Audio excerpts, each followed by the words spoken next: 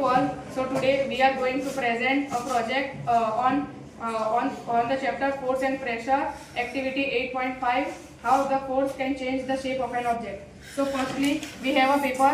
When we press it between our hands, then the shape of the paper is changed.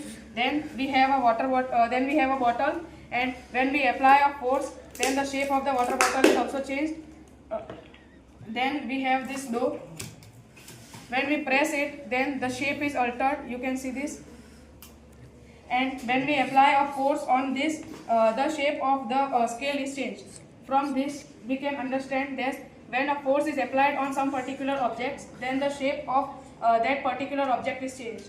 If you might have observed the first line, I told that the force can change the particular object because all the objects does not change its shape. If we apply a force on the ball, that is of no use because it cannot change its shape.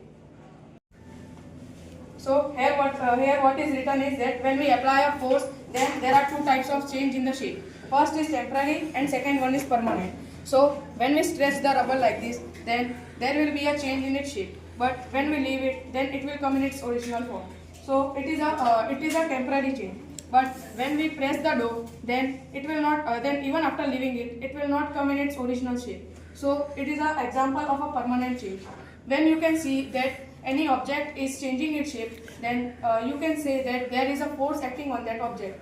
So here are the two examples of the temporary change and the permanent change.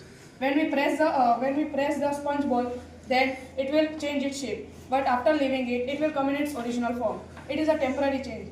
Then here is an example of that dough that have already been done.